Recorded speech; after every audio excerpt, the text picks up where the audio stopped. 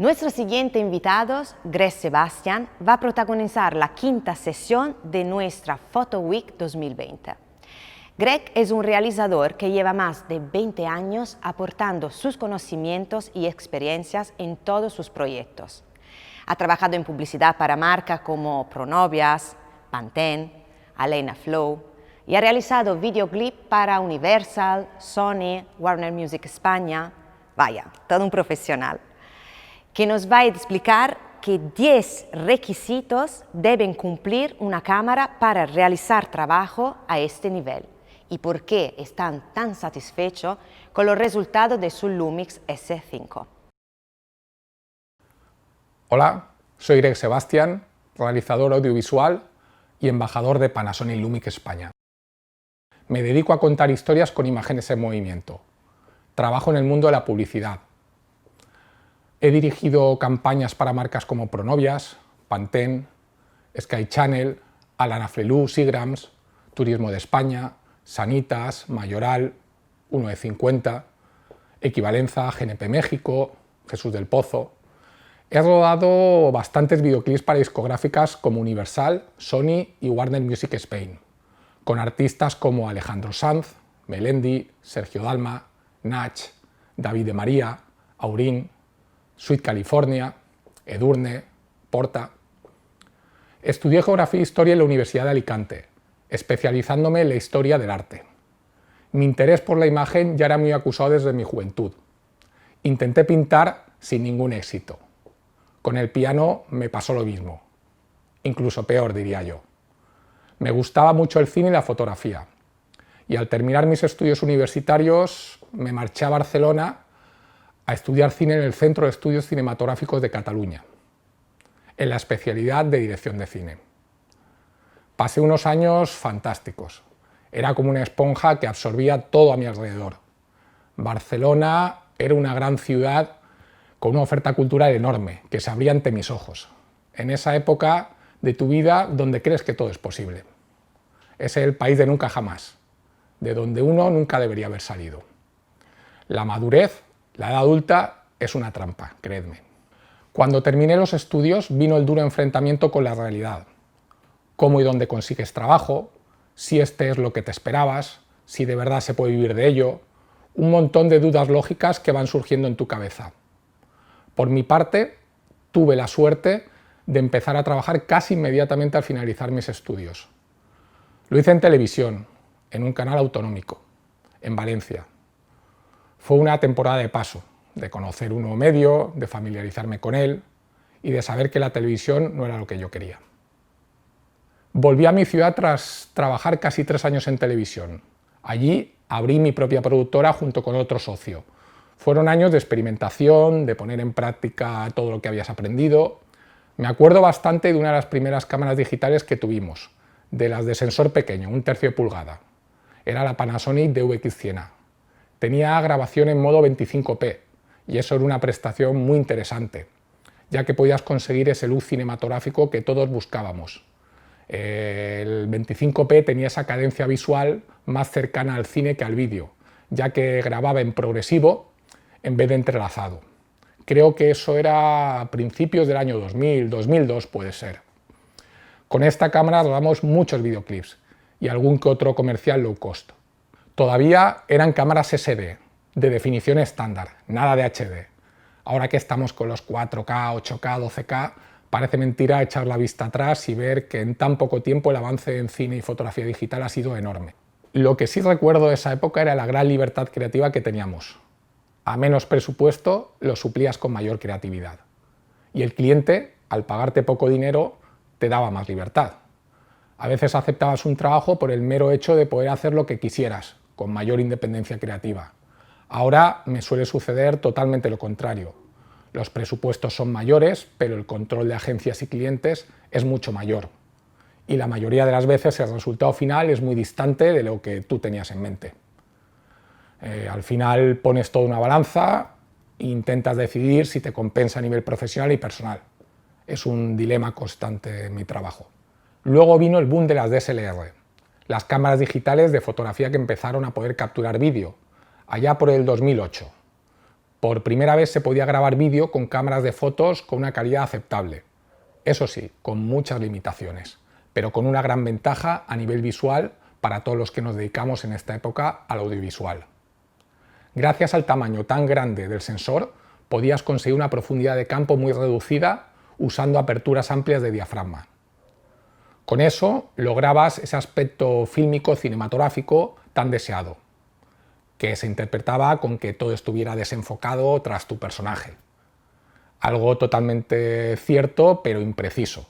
Con el paso del tiempo te vas dando cuenta que el look cinematográfico es mucho más que eso.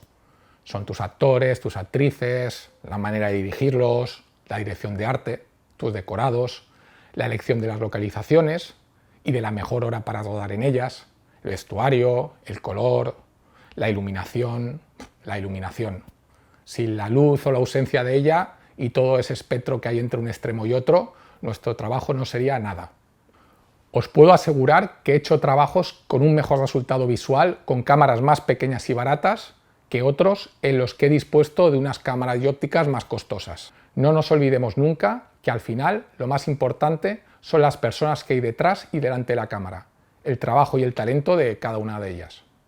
Volviendo al tema de la aparición de estas primeras reflex digitales que podían grabar en modo vídeo, además de abrir un gran mercado en producciones low cost, hecho que democratizó y acercó el mundo digital a profesionales y productoras que estaban empezando, comenzaron a usarse también este tipo de cámaras en producciones más grandes, bien por portabilidad y tamaño, el poder colocarlas en lugares complejos de ubicación, bien por elecciones formales o artísticas. Por lo que a mí respecta, en esa época profesional de mi vida, la llegada de estas nuevas cámaras supuso, no afirmaría un antes y después, pero sí un salto cualitativo en nuestra forma de rodar y en la calidad visual de esos trabajos.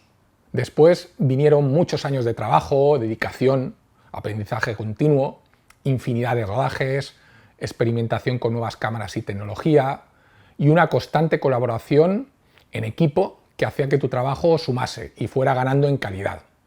Fui pasando de un escalón a otro y de producciones pequeñas a otras mucho más grandes. Toda esta experiencia acumulada me ha servido en cierta manera para saber aquellos elementos que valoro más en una producción.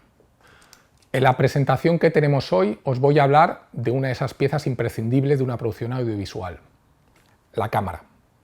No hay que olvidar que no dejan de ser instrumentos, que lo importante, como ya he señalado, es quién está detrás y delante de ellas.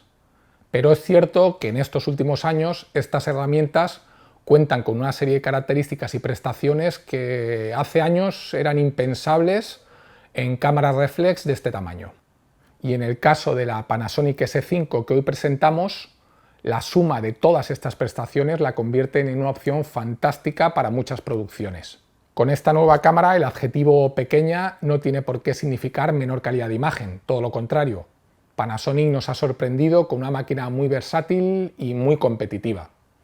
A continuación me gustaría repasar una serie de características que para mí son fundamentales a la hora de considerar y elegir una cámara u otra para un proyecto determinado. La primera sería la curva logarítmica. Empezamos con una característica basada en cuánta información es capaz de captar el sensor de tu cámara. Si tu cámara tiene o no la opción de grabar en curva logarítmica. Las películas fotoquímicas tienen una curva característica en forma de S. Capturan las luces y las sombras de una forma curva, reteniendo la mayor información posible en luces y en sombras. Por el contrario, los sensores digitales tienen una curva de respuesta lineal, lo que limita el registro de detalle en esas luces y sombras. La mayoría de las cámaras reflex que graban vídeo, lo normal es que tengan una curva lineal, que produce imágenes listas para su visionado, pero con una pérdida muy evidente en esa información en luces y sombras. Para evitar ese problema, algunas cámaras implementan la opción de grabar en curva logarítmica. En el caso de la S5, Panasonic aporta su curva V-Log, que hace que esa información capturada tenga un rango tonal mucho más amplio, que la información entre las partes más oscuras y las partes más luminosas sea más amplia. Simplificándolo, tienes más información en la imagen. Esto es algo fundamental para luego tocar tu imagen en programas de color y postproducción. Si usamos un símil en términos de fotografía digital, sería como disparar en RAW o en JPG. y la capacidad de retener la información en las altas luces y en recuperar las sombras. En lo que a mí respecta, grabar en una curva logarítmica es un imperativo a la hora de decidirme por una cámara o por otra. En el caso de nuestra S5, esta expectativa se cumple perfectamente. Incluso me gustaría añadir que la información que la curva V-Log de Panasonic aporta en las luces altas es muy cinematográfica. La transición a las altas luces es muy suave y me recuerda mucho a la película fotoquímica. Segunda característica o segunda prestación serían los 10 bits. El primer punto que hemos visto en la curva logarítmica es un punto fundamental que nos conecta directamente con esta segunda prestación, que para mí es indispensable, que es la profundidad de color. Aquí también se trata de tener mayor información, esta vez de color. Cuanto más información, mejor. La profundidad de color se mide en bits. En este rango de cámaras, las medidas de muestreo y de captura de color suelen variar, suelen ser entre 8 y 10 bits. Los 8 bits capturaría, por ejemplo, 256 colores y los 10 bits ya 1024 colores. La diferencia es evidente, sobre todo cuando queremos manipular la imagen y el color en postproducción. Los colores se romperán antes si grabas en 8 bits. Un ejemplo que puedo poneros es el típico plano de atardecer de cielo, en el que hay ese gradiente azul o rojo y que va pasando por magentas, amarillos, naranjas. Si nos fijamos en la imagen, vemos un banding muy acusado en la imagen. Igualmente, el tema de pieles en las personas es bastante agradecido cuando tienes una imagen rodada en 10 bits.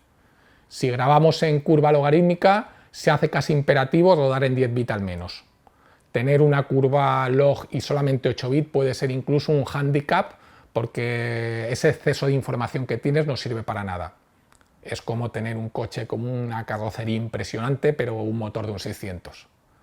En el caso de esta S5 tenemos cubiertas estas dos prestaciones tan fundamentales para mí a la hora de confiar en una cámara. La S5 puede rodar en curva log y en 10 bits, tanto en 25 fotogramas como en cámara lenta de 50 y 60 fotogramas. Y os doy una información que todavía nos podría hacer decidirnos más por la S5 como una buena elección para un proyecto. A finales de este año 2020, gracias a un futuro firmware, la S5 podrá sacar señal externa en 12 bits RAW para grabar en monitores grabadores externos como el Ninja V. Tercera característica, portabilidad y tamaño.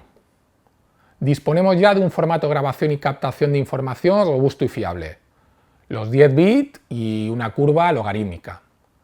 ¿Qué extra nos puede ofrecer este tipo de cámara como la S5? No hay nada más que verlo, su portabilidad y su tamaño reducido.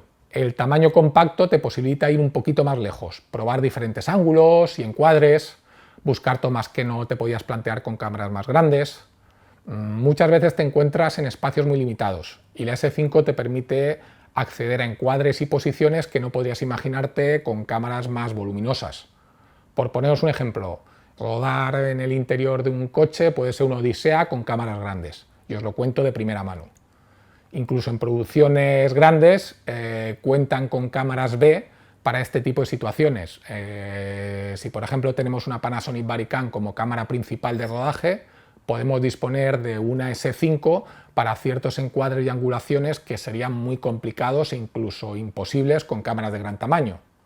Es más, en este caso la colorimetría y la curva log de la S5 facilitaría su igualado después en sala de color con la Baricam.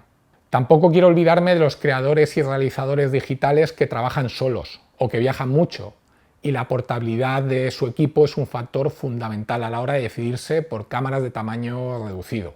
Antes tenías que sopesar si querías calidad o portabilidad. Con la S5 no tienes que renunciar a nada.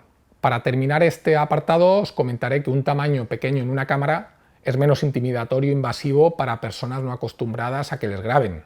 En documentales testimoniales y otro tipo de documentales, el tamaño de la S5 puede ser un perfecto compañero de viaje.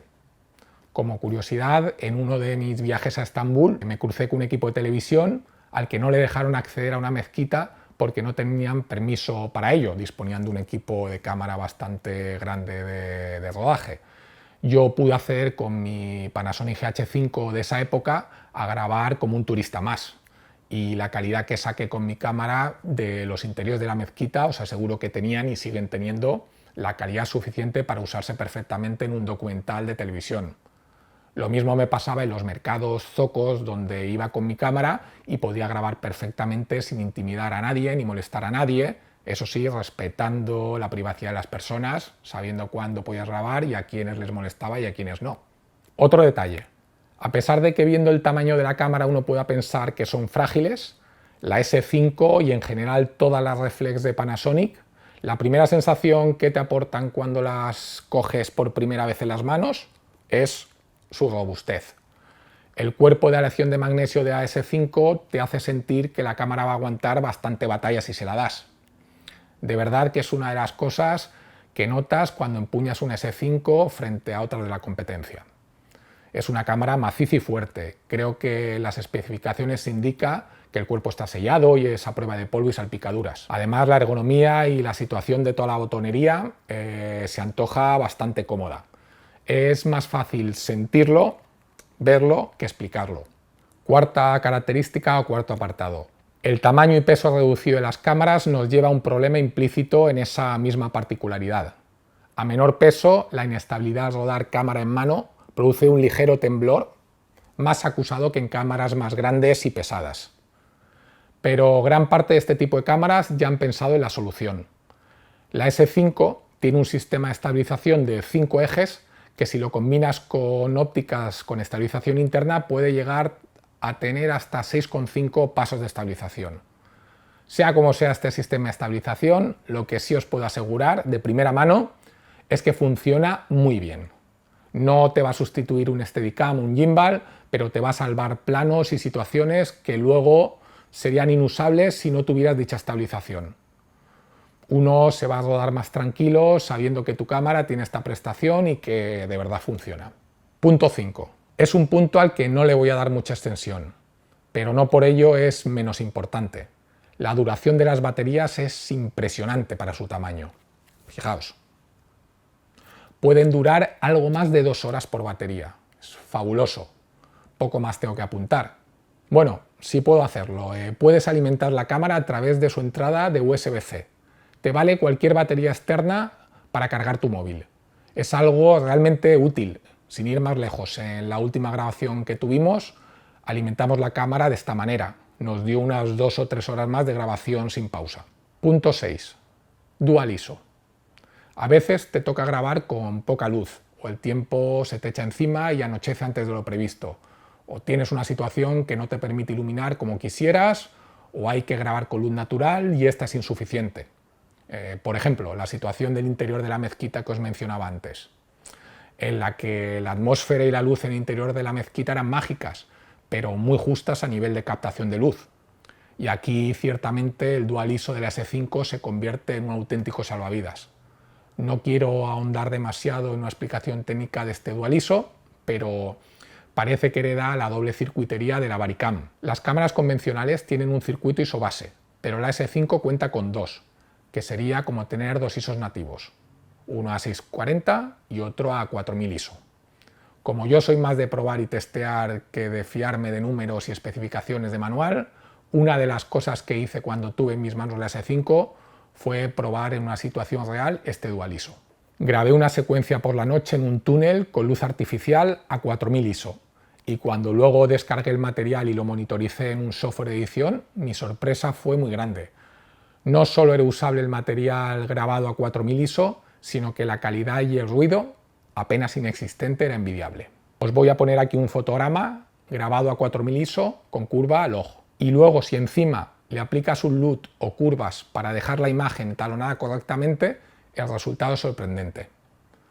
Ahora sé que podré irme a rodar con la S5 en condiciones de luz muy bajas, con la seguridad de que el material rodado va a ser perfectamente válido y usable en mis producciones. Punto 7. Cámara lenta. No soy muy fan de las cámaras lentas extremas en mi forma de narrar, pero necesito que mi cámara tenga al menos 50-60 fotogramas por segundo con una buena calidad. Ruedo bastantes campañas de moda y los clientes suelen demandarte este tipo de planos y sabemos que la cámara lenta es muy efectista para muchas situaciones. La S5 me da esa velocidad de frames manteniendo encima la resolución 4K y los 10 bits. Punto 8. Montura L. La S5 usa el nuevo sistema de montura L, montura creada por Leica en colaboración con Panasonic y Sigma. La propia Panasonic está sacando una serie de ópticas con esta montura de una calidad increíble, pero para mí es importante tener la posibilidad de usar ópticas de otras monturas, ya que dispongo de muchas y me gusta poder darles uso según el tipo de proyecto que tenga. A veces me gusta utilizar ópticas más vintage para tener una imagen más suavizada y no tan clínica, y saber que dispongo de adaptadores de montura L a todo tipo de lentes es fundamental para mí. Puedo usar mis ópticas de montura PL, también mis ópticas de montura Canon, incluso un juego de ópticas anamórficas que tengo. Hablando de suavizar la imagen, una de mis mayores quejas, por decirlo de alguna manera, de esta revolución digital y su lucha de megapíxeles y de resoluciones, es el look, a veces tan digital, que nos ofrecen estas cámaras. Yo, que soy de la vieja escuela y del celuloide, siempre he tenido una cierta afinidad con una imagen más orgánica. Para ello intento usar ópticas antiguas, vintage, o de marcas como Cooke, Canon K35 o anamórficas cuando la producción lo permite, para así rebajar esa definición a veces excesiva que nos dan las nuevas cámaras digitales. Grabar en curva logarítmica facilita mucho el trabajo porque te ofrece una imagen más plana, no tan clínica, no tan contrastada. También hay otros trucos, por ejemplo, ya en el cine dorado de Hollywood de principios del siglo XX se ponían medias, las de las piernas, entre la óptica y la montura. Se hacía para suavizar las pieles de las actrices, se usaba sobre todo en primeros planos. Hoy en día hay una gran cantidad de filtros de suavizado para estos fines. Los famosos Black Promised, por ejemplo, con diferentes intensidades según el grado de suavizado que necesites. Y además de suavizar la imagen, hace una cosa que a mí me gusta particularmente, que es reducir el contraste en las altas luces. Les aplican un poquito un efecto de glow según la intensidad del filtro.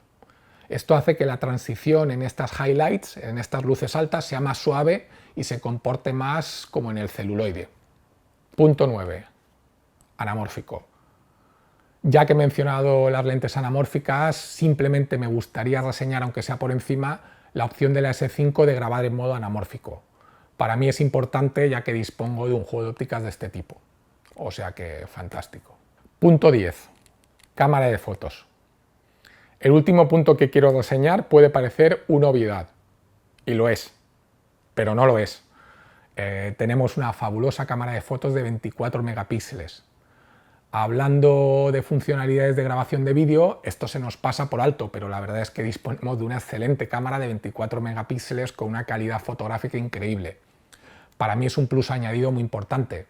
Tengo una cámara de vídeo y una de fotos en el mismo cuerpo. Se me olvida también una gran baza. La S5 tiene un sensor full frame. Últimamente parece que el full frame es una apuesta en todos los buques insignias de todas las marcas de cámaras. Pues nuestra pequeña S5 también dispone de un sensor de fotograma completo. Además de beneficios como un rango dinámico más amplio, un menor ruido a ISOs altos, del que ya hemos hablado, conseguimos un mayor control de la profundidad de campo. Me dejo por el camino muchas características que son igualmente útiles e interesantes y posiblemente para otros profesionales se encuentren en su lista de imprescindibles. Por ejemplo, la S5 tiene una serie de prestaciones profesionales como histograma, vectoscopio. Particularmente a mí me encanta una que tiene de medición puntual de luz a modo de fotómetro. Te indica sub o sobreexposición en el punto de imagen que indiques, algo muy útil para mí. Todo este listado podría ser mucho más amplio. Por mi parte he intentado señalar las que son muy importantes en mi día a día. Por cierto, como ya lo doy por sentado, no lo he mencionado. No he tenido hasta la fecha ningún problema de sobrecalentamiento de la cámara que me haya detenido la grabación en un trabajo. En suma, Panasonic nos ha dado con la S5 una herramienta fabulosa para crear contenido visual, a un precio muy competitivo, con unas prestaciones inimaginables años atrás. Poco más tengo que decir. Ahora, olvidaros de todas las especificaciones y discursos técnicos. Salid fuera, rodad mucho, experimentad, transmitid emociones con vuestras imágenes, volved a rodar, equivocaros, rodad de nuevo y sobre todo disfrutad en el camino. Si no, no merece la pena esta profesión a la que nos dedicamos. Ha sido un placer. Que paséis un buen día.